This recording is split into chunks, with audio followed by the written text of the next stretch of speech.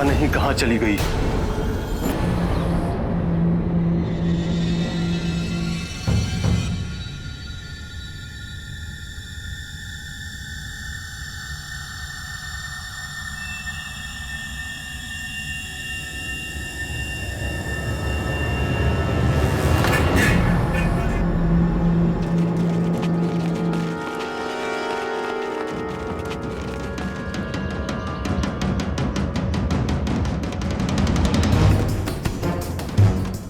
नहीं कहां भाग गई। अलग अलग दिशाओं में ढूंढो उसे, भागने न पाए। जाओ।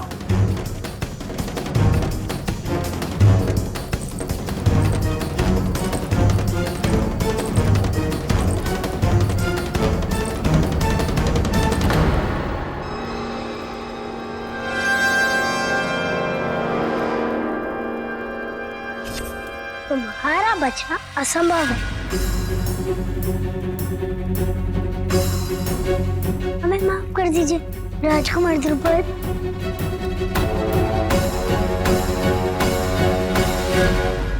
भगत में तंत्र विद्या का प्रयोग करने वालों के लिए माफी नहीं, केवल मृत्युदंड है।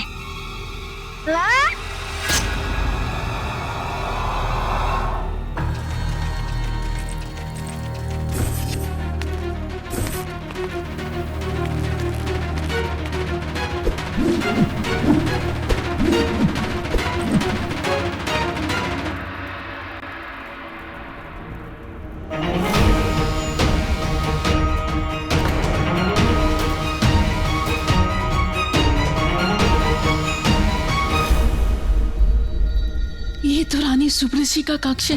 यदि यहाँ किसी को भी संदेह हुआ तो वो पकड़ी जाएंगी और ना ही वो वहां से बाहर आ सकती हैं। क्या करूं?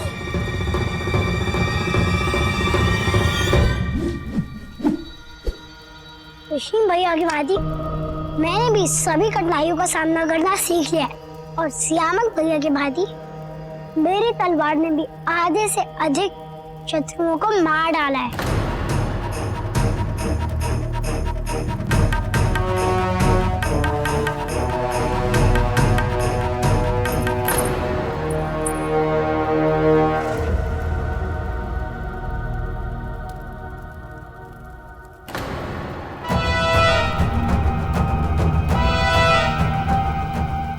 अब मैं तुमसे अंतर्युद्ध करूंगा।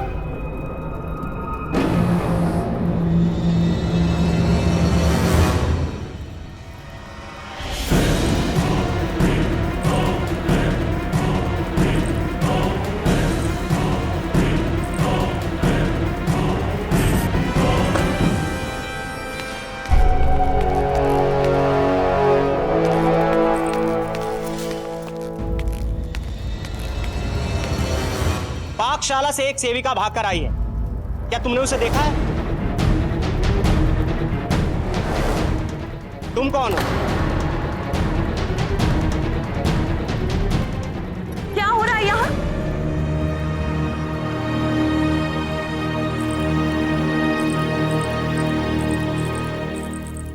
माँ, मैं खेलते खेलते गिरने वाला था, इन्होंने हमें बचा लिया।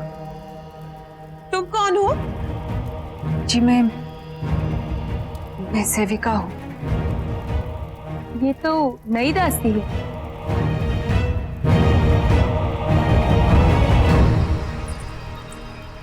हमारे निजी कक्ष में किसकी अनुमति से आए हो तुम दोनों? किसने अधिकार दिया तुम्हें तलवार लेके हमारे कक्ष में प्रवेश करने का? इससे पहले कि हम तुम दोनों को दंड दें, जाओ यहाँ से। क्षमा कीजिएगा रानी सुब्रसी, लेकिन हम केवल यहाँ किसी को निष्कासित होना है क्या? हमने जो कहा तुम्हें समझ में नहीं आया? अविलंब प्रस्थान करो।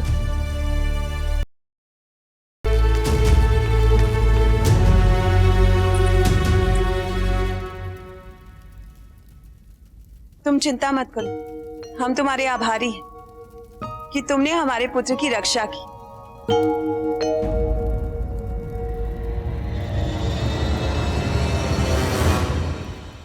तुम सतर्क हो और लगता है कि तुम हमारी ध्रुपद को पसंद भी आई। दासी, इसे इसका कार्य समझा दो। तुमने खुद उसे रानी सुब्रसी के कमरे में जाते हुए देखा था? नहीं, लेकिन मुझे लगा कि वो अंदर गई। वो जो भी है बहुत चालाक, उन्हें भ्रमित करके पता नहीं कहां भाग गई। शर्म आनी चाहिए तुम्हें। मगध के सैनिक हो, एक औरत को नहीं पकड़ पाए।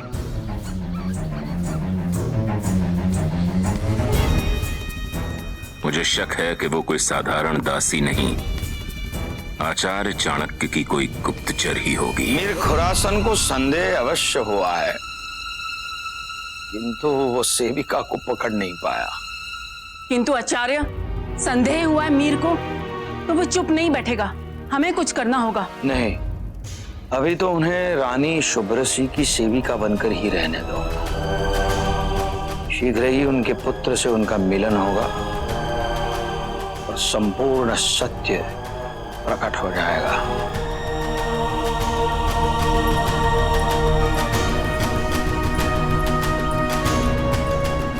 राधागुप्त, देवी धर्मा रानी शुभ्रसी की सेविका बन चुकी है। अब मुझे ये बताने की आवश्यकता नहीं है कि तुम्हें क्या करना है। जी आचार्य।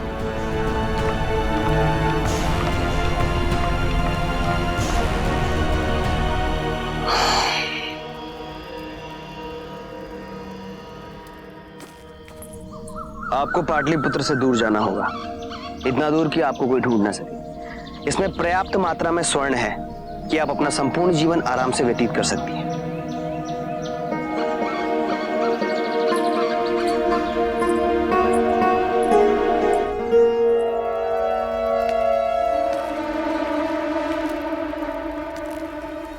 मीर खुरासन, आप यहाँ अवश्य कोई महत्वपूर्ण बात होगी।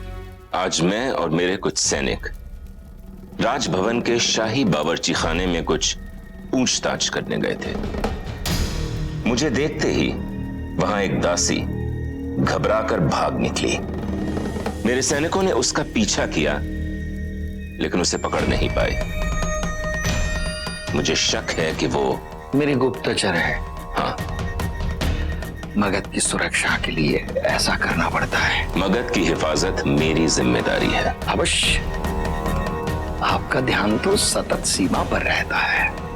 आंतरिक शत्रुओं का क्या, उन पर भी दृष्टि रखनी पड़ती है। मेरी निगाह तो आप पर भी है। मेरी अनेकों पर है। चलता हूं।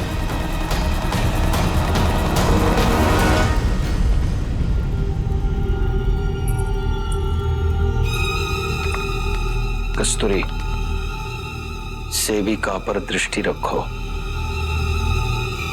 उसकी सुरक्षा तुम्हारे लिए सर्वोपरि है।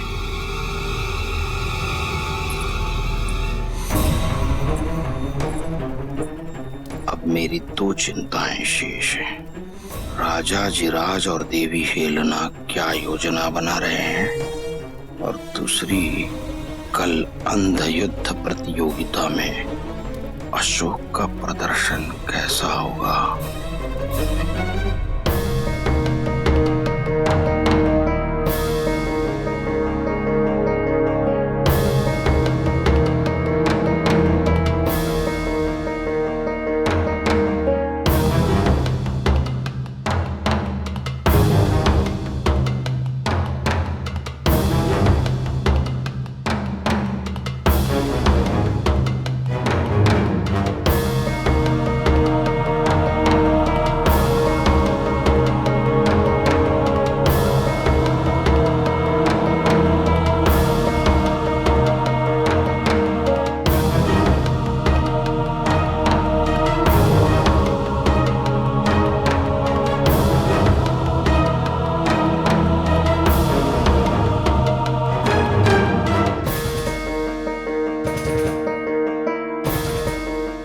अंध युद्ध आरंभ होने से पूर्व मैं सभी प्रतियोगियों को इस प्रतियोगिता के नियमों से अवगत कराना चाहता हूं।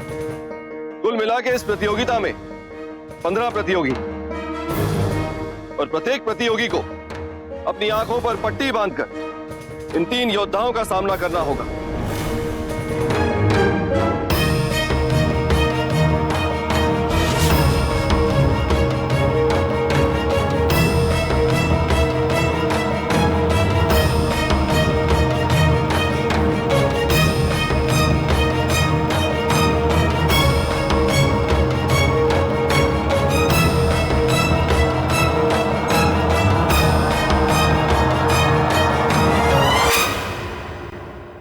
इन 3 योद्धाओं का सामना करने में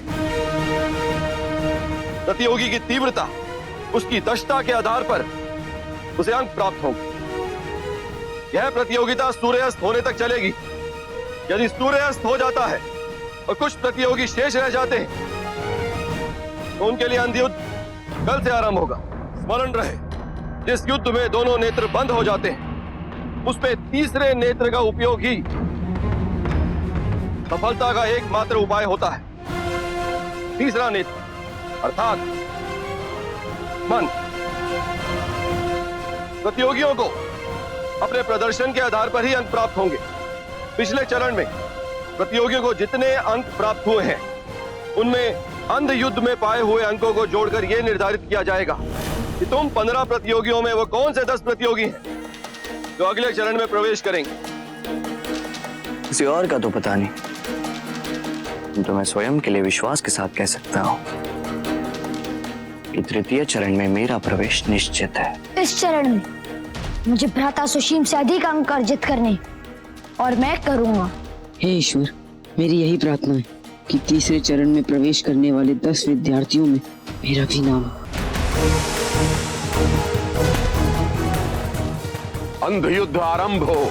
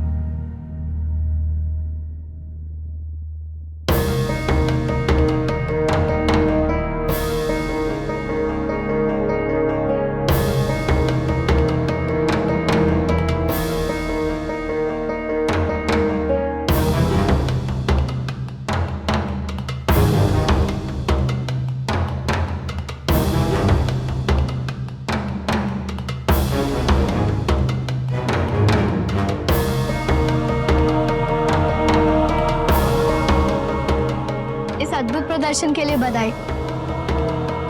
अब सर्वश्रेष्ठ का प्रदर्शन तो अद्भुत होना ही चाहिए, विशेष रूप से जब इतने सुंदर नेत्र उन पर दिखे। निसंदेह।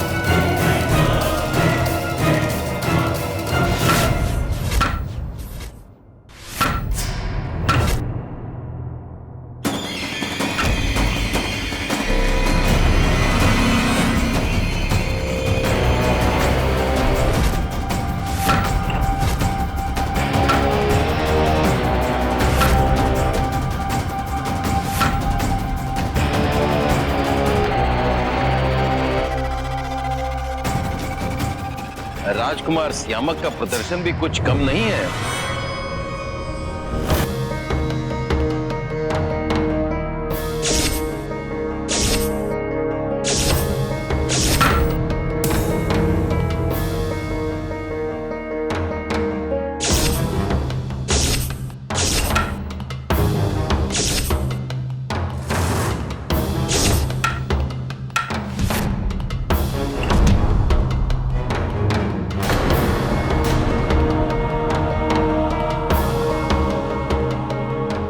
इसे तुरंत चिकित्सालय ले जाएं। अशोक,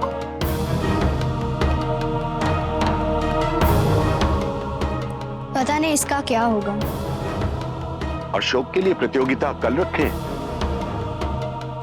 क्योंकि थोड़ी ही देर में सूर्यास्त होने जा रहा है। ये बालक कुछ क्षण भी नहीं टिकने वाला है, आज ही समाप्त होने दीजिए।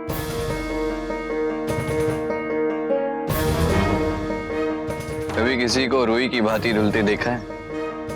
नहीं, आज देखूंगी। अखंड मंडलाकारं व्याप्तं येन चराचरं तत्पदं दर्शि। मुझे आने में विलंब तो नहीं हुआ? नहीं आचार्य, बिल्कुल ठीक समय पर पधारे हैं।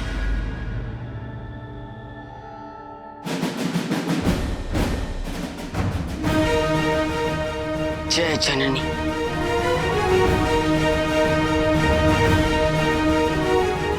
ये कूद कूद कर प्रहार करता है,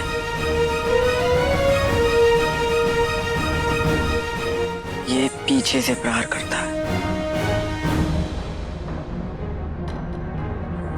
और ये क्या करता है ये कोई नहीं जानता।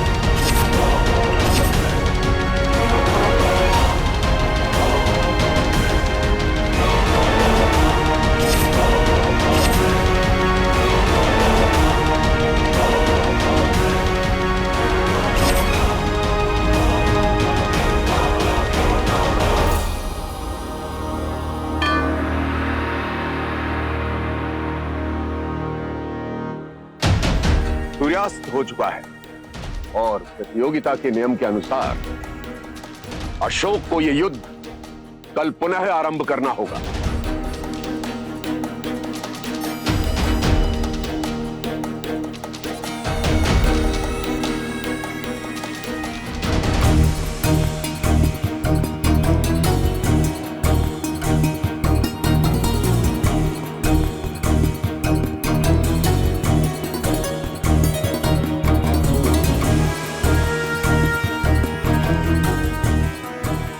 अशोक, तुम ठीक तो हो ना?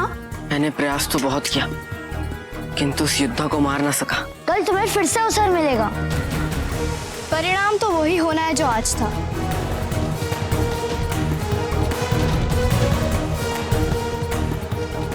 मुझे ज्ञात नहीं था कि आप भविष्यवाणी भी कर लेती।